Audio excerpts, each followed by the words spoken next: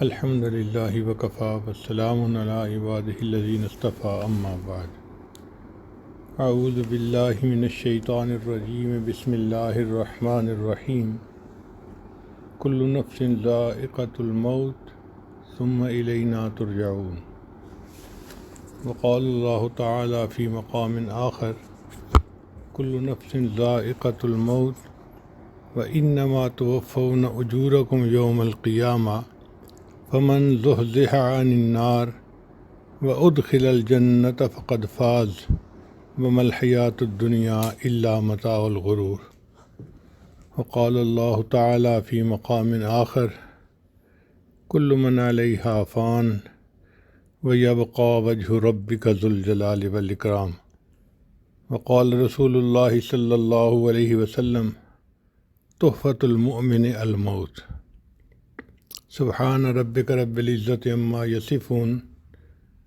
وسلام علی المرسلین والحمد للہ رب العالمین اللہم صلی علی سیدنا محمد وعلی آل سیدنا محمد وبارک وسلم۔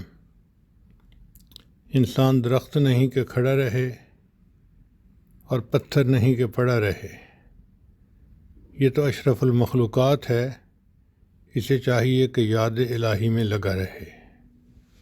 مقصد زندگی اللہ رب العزت کی بندگی اور مقصد حیات اللہ تعالیٰ کی یاد ہے۔ ہر انسان کو دنیا سے ایک دن جانا ہے۔ انسان کی مثال ایسے ہی ہے جیسے پانی کا بلبلہ۔ پانی کا بلبلہ کس وقت پھٹ جائے کسی کو پتہ نہیں ہوتا۔ انسان کا بھی یہی معاملہ ہے، ایک لمحے میں وہ اس دنیا سے اگلی دنیا کے اندر چلا جاتا ہے۔ کسی شاعر نے کہا، زندگی کیا ہے تھرکتا ہوا ننھا سا دیا، ایک ہی جھونکا جسے آ کے بجھا دیتا ہے، یا سرے مژگاں غم کا تھرکتا ہوا آنسو، پلک چھپکنا جسے مٹی میں ملا دیتا ہے۔ زندگی کی مثال ایسے ہے جیسے چراغ ہے ٹمٹماتا ہوا، وہ بجھ جائے تو پتہ بھی نہیں چلتا، یا انسان کی پلکوں پر آنسو ہوتا ہے، ذرا پلک چھپکی اور آنسو زمین کے اوپر گر گیا۔ یہی انسان کا معاملہ ہے کہ انسان زندہ ہوتا ہے اور ایک لمحے میں روح نکلتی ہے اور وہ اس جہان سے اگلے جہان چلا جاتا ہے۔ اس لیے یہ دنیا کی زندگی انسان کے لیے بہت قیمتی ہے۔ ہمارے مشائخ نے تو یہاں تک فرمایا، زندگی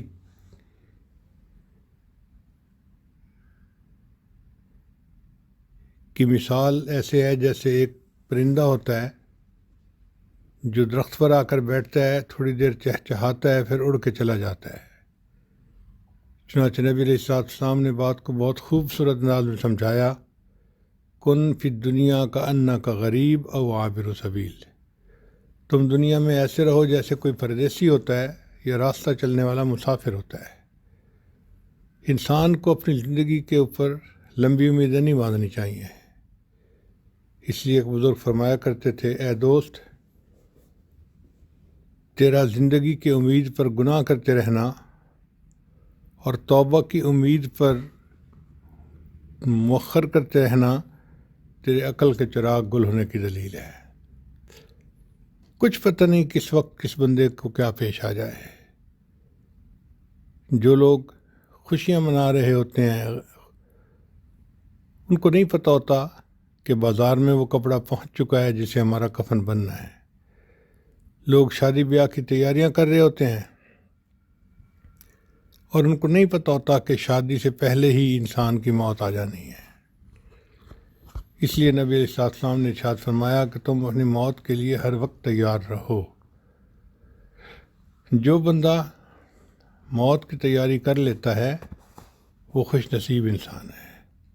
اور موت کی تیاری کوئی ورزش کرنے کا نام نہیں ہے، بلکہ گناہوں سے توبہ کر لینا، جن کے حقوق ذمے ہیں وہ ادا کر دینا، اور اللہ سے ملاقات کے لیے تیار ہو جانا۔ ایسی زندگی انسان بنائے کہ قیامت کے دن کوئی اس کا گریبان پکڑنے والا نہ ہو۔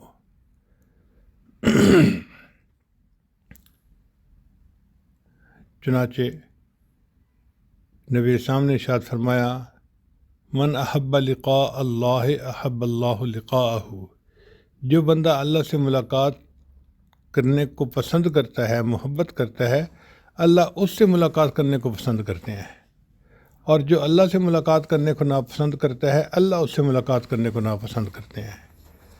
ہمارے مشائخ کی زندگیوں میں یہی خوبی تھی کہ انہوں نے ساری زندگی اللہ کی محبت میں گزاری، اور آخری وقت میں تو ان کی یہ کیفیت ہوتی تھی کہ وہ موت کا انتظار کیا کرتے تھے۔ حتیٰ کہ حضرت شیخ الحدیث رحمۃ اللہ نے ایک آدمی کے بارے میں لکھا ہے، ملک الموت کو دیکھا تو فرمایا کہ میں تو اتنے سال سے تیرے انتظار میں تھا۔ ان کو انتظار ہوتا ہے کب موت آئے گی اور ہم اپنے اللہ سے جا کے ملاقات کریں گے۔ اب ان مشائخ کی وفات ہمارے لیے تو ایک صدمہ ہوتا ہے، ہم ان کی سرپرستی سے محروم ہو جاتے ہیں، ان کے قیمتی مشوروں سے، ان کی دعاؤں سے محروم ہو جاتے ہیں، ان کے جو علمی محاسن تھے ان سے محروم ہو جاتے ہیں، مگر وہ اس دنیا سے جا کے خوش ہوتے ہیں کہ اللہ تعالیٰ نے عافیت کے ساتھ اس دنیا سے ان کی جان چھڑا دی۔ چنانچہ پچھلے کچھ دنوں میں ہمارے بہت سارے اکابرین کی وفات ہوئی، ان میں ایک تھے حضرت مولانا طلحہ رحمۃ اللہ علیہ، جو حضرت شیخ الحدیث رحمۃ اللہ کے فرزند ارجمند تھے، میرے اوپر بہت مہربان تھے۔ زندگی میں 5-6 مرتبہ اکٹھا حج کرنے کا موقع ملا تو عرفات کے میدان میں وہ ہمیشہ دعا کروانا یا بیان کرنا اس عاجز کے ذمہ ہی لگاتے تھے۔ ایک مرتبہ میں نے کہہ دیا کہ حضرت بڑے موجود ہیں تو میں کیسے بیان کر سکتا ہوں؟ تو ہنس کے کہنے لگے کہ بڑے ہی تو کہہ رہے ہیں بیان کرو، تو پھر کیوں نہیں کرتے؟ پھر ایک دفعہ مجھے کہنے لگے میرا دل چاہتا ہے کہ آپ میری دعوت قبول کریں اور سہارنپور آئیں۔ پھر اس کے بعد حضرت مولانا شیخ الحدیث مولانا یونس رحمۃ اللہ علیہ نے مجھے بلایا اور فرمایا کہ میں نے آپ کو آج اس لیے بلایا ہے کہ میں کہنا چاہتا ہوں کہ مجھے آپ سے اللہ کے لیے محبت ہے، اور جسے محبت ہو اس کو بتا دینا چاہیے، تو میں آپ کو بتا رہا ہوں کہ مجھے آپ سے اللہ کے لیے محبت ہے، اور یہ بھی ذہن میں رکھو کہ آپ کو اگر موقع ملے تو آپ نے سہارنپور ضرور آنا ہے۔ میں نے کہا کہ حضرت آپ دعا فرما دیں، میں آؤں گا انشاءاللہ۔ اللہ کی شان دیکھیں کہ ان دونوں حضرات کی دعوت پر میں نے کوشش کی اور اللہ تعالیٰ نے مجھے وہاں پہنچا دیا۔ جو میرا انڈیا کا پہلا سفر تھا اس میں میرے 100 رفیق سفر تھے، اور ہم بالکل خاموشی سے وہاں گئے، اپنے اکابر کی جگہوں پہ حاضری زیارت کی اور پھر واپس چلے آئے۔ اس وقت پروگرام کوئی نہیں ہوئے تھے، مگر 3 دن سہارنپور میں حضرت مولانا طلحہ رحمۃ اللہ علیہ نے اپنے پاس مہمان رکھا، جس کو کچا گھر کہا جاتا ہے، وہ بھی دکھایا، اپنے حالات بھی سنائے، والد کے حالات بھی سنائے، اور ان کی اہلیہ جو تھیں وہ میری اہلیہ سے بہت زیادہ محبت رکھتی تھیں، تو انہوں نے کہا کہ 3 دن میں نے مہمان نوازی کرنی ہے، پھر اس کے بعد جانے دینا ہے۔ حضرت شیخ الحدیث مولانا یونس رحمۃ اللہ علیہ نے کہا ہوا تھا کہ صبح جب بھی اٹھیں آپ میرے کمرے میں آ جائیں اور سارا دن میرے پاس ہی رہیں۔ چنانچہ میں وہیں ان کے پاس ان کے کمرے میں ہی رہتا تھا۔ پھر ایک دن مجھے کہنے لگے کہ رائے پور کیوں نہیں چلے جاتے؟ میں نے کہا حضرت مجھے تو راستے کا پتہ نہیں، اگر کوئی ہو ساتھی سب لے جانے والا تو میں تیار ہوں۔ تو حضرت نے اپنے خادم کو حکم دیا اور وہ مجھے رائے پور بھی لے گئے۔ پھر جاتے جاتے فرمانے لگے جب آپ جا ہی رہے ہیں تو آگے کلیر شریف ہی قریب ہے، وہاں سے بھی ہوتے آنا۔ تو حضرت کے کہنے پر ہم پھر وہاں کلیر شریف بھی گئے۔ واپسی پر ہم دارالعلوم دیوبند بھی گئے تھوڑی دیر کے لیے، اور اس کے بعد پھر نانوتا اور اپنے اکابر کی جگہیں تھیں، تھانہ بھون، ان سب جگہوں پہ الحمدللہ ہم نے حاضری دی اس سفر میں۔ پھر دوبارہ اللہ تعالیٰ نے موقع دیا انڈیا جانے کا، اس میں 17 دن کا سفر تھا جس میں بیانات بھی تھے، وہ بھی ان حضرات کی دعوت پر مجھے جانے کا اللہ نے موقع دیا۔ اس میں پھر مختلف شہروں میں بیانات ہوئے، اور وہ سفر ہے جو کتابوں میں ان کے بیانات وغیرہ بھی آ چکے ہیں۔ حضرت مولانا عبدالرحیم مطالعہ رحمۃ اللہ علیہ حضرت شیخ الحدیث رحمۃ اللہ علیہ کے اجل خلفاء میں سے تھے۔ وہ میرے ساتھ بہت محبت فرماتے تھے۔ میں اکثر زمبیا لوساکا سے ملاوی جاتا تھا تو راستے میں ان کا مدرسہ آتا ہے، بارڈر کے قریب ہے، تو اس مدرسے میں رکتا تھا تو حضرت طلباء میں بیان بھی کرواتے اور بڑی محبت کا اظہار فرماتے، بہت زیادہ محبت کا اظہار فرماتے۔ مجھے ان کے پاس جا کے ایسے لگتا تھا کہ جیسے بہت بچھڑے ہوئے کسی بزرگ کے پاس مجھے آنے کا موقع مل گیا ہے۔ بہرحال ان کی بھی یادیں ابھی تک دل میں موجود ہیں۔ ان کی وفات کا صدمہ اپنی جگہ۔ ابھی تھوڑے دن پہلے ان کے چھوٹے بھائی حضرت مولانا یوسف مطالعہ رحمۃ اللہ علیہ کی وفات ہوئی۔ حضرت شیخ الحدیث تھے اور حضرت شیخ الحدیث رحمۃ اللہ علیہ کے اجل خلفاء میں سے تھے، اور اللہ نے قبولیت ایسی عطا فرمائی تھی کہ UK جیسی جگہ پہ انہوں نے ایک دین کا باغ لگایا جس سے ہزاروں علماء نے فائدہ اٹھایا۔ یہ اللہ کی طرف سے قبولیت ہوتی ہے۔ ایک ایسی جگہ جو بے آب و گیا ہو، دینی اعتبار سے جہاں دین کی مخالفت ہو، وہاں پہ مدرسہ بنانا اور چلانا، اور پھر قبولیت کا ہونا کہ وہاں کے طلباء دور حدیث تک کی تعلیم حاصل کریں۔ حضرت وہاں پڑھاتے تھے۔ مجھے کئی دفعہ حضرت کے پاس جانے کا موقع ملا تو میں نے اکثر دیکھا کہ جب بھی میں ان کی خدمت میں حاضر ہوتا تھا گھر پہ، تو حضرت دروازے کے اوپر انتظار کر رہے ہوتے تھے۔ پھر میں گاڑی سے اترتا تھا تو اپنے ساتھ لے کے جاتے تھے۔ مجھے وہ پیر صاحب کے نام سے پکارتے تھے، پیر صاحب کیا حال ہے، پیر صاحب کیا حال ہے۔ میں بھی خاموش رہتا تھا کہ بڑے ہیں، جس نام سے پکاریں میرے لیے تو سعادت ہے۔ پھر ناشتہ کرواتے تھے یا کھانا کھلاتے تھے۔ اللہ کی شان دیکھیں کہ ایک مرتبہ انہوں نے پراٹھے منگوائے۔ اب میں عام طور پہ جو کہ پراٹھے نہیں کھاتا، اس قسم کی غذا کھانے سے ڈاکٹر نے مجھے منع کیا ہوا ہے، تو میں نے دسترخوان پہ بیٹھے ہوئے پوچھ لیا، حضرت اس عمر میں آپ مجھے پراٹھے کھلا رہے ہیں؟ کہنے لگے بھائی کیا کروں، میری بیوی آج اتنی خوش ہے آپ کے آنے پر کہ اس نے کہا ہے کہ میں اچھے اچھے کھانے بناؤں گی، اور اس نے یہ سب کچھ بنا دیا ہے تو آپ اس کا دل رکھنے کے لیے کھا لیجئے۔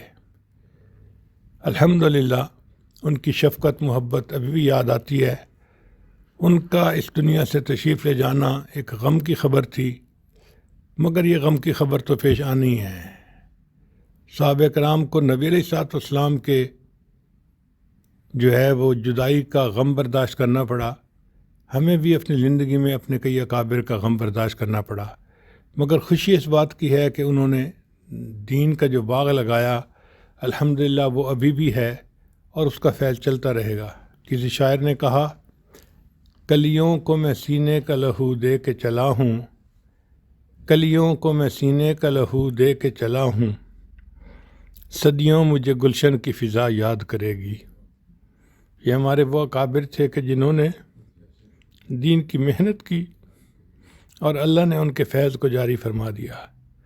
ہم ان کے بلندی درجات کے لیے دعا گو بھی ہیں، اور یہ بھی دعا کرتے ہیں کہ جو برکتیں ان کی موجودگی میں تھی اللہ ہمیں ان برکتوں سے محروم نہ فرمائے، اور جو ان کے متعلقین ہیں یا گھر کے لوگ ہیں، ہم ان کے ساتھ اس غم کے موقع پر تعزیت کے چند الفاظ کہتے ہیں، انا للہ و انا الیہ راجعون۔ ہم اللہ کے ہیں اور ہم نے لوٹ کے اللہ ہی کی طرف جانا ہے۔ اللہ تعالیٰ ہمیں ان حضرات کے نقش قدم پر زندگی گزارنے کی توفیق عطا فرمائے، اور جو زندگی کے چند دن باقی ہیں اللہ تعالیٰ اپنی یاد میں گزارنے کی توفیق عطا فرمائے۔ یہ فتنوں کا زمانہ ہے، ہر بندے کو اپنے امتحان کے اپنے ایمان کے بارے میں بہت فکر مند رہنا چاہیے، بہت فکر مند رہنا چاہیے۔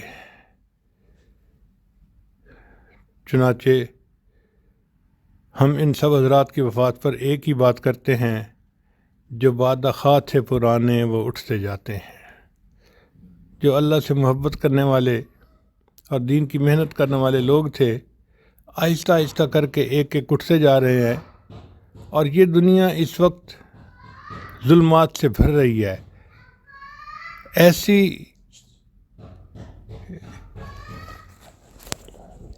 فتنے آ رہے ہیں کہ جن لوگوں کے دلوں میں احد پہاڑ کے برابر ایمان ہے وہ بھی ڈرتے ڈر رہے ہیں اور لرز کانپ رہے ہیں کہ کہیں مرتد نہ ہو جائیں۔ اب آپ سوچئے کہ جن کا ایمان احد پہاڑ کے برابر ہے، جب وہ کانپ رہے ہیں تو ہم لوگ جو عام درجے کے لوگ ہیں، ہمیں اپنے ایمان کے بارے میں کتنا فکر مند ہونا چاہیے۔ دعا ہے کہ اللہ تعالیٰ ہماری باقی زندگی کو نیکی تقوی کے مطابق گزارنے کی توفیق عطا فرمائے۔ ہم بندے ہیں، اللہ ہی کی رحمت کے طلبگار ہیں۔ سوچنے کی بات ہے کہ جب ہم جوانی میں بھی اللہ کے محتاج ہیں تو بڑھاپے میں اللہ کے محتاج کیوں نہیں ہوں گے؟ جب ہم صحت کے عالم میں بھی اللہ کے محتاج ہیں تو بڑھاپے میں کیوں نہیں محتاج ہوں گے؟ جب ہم اپنی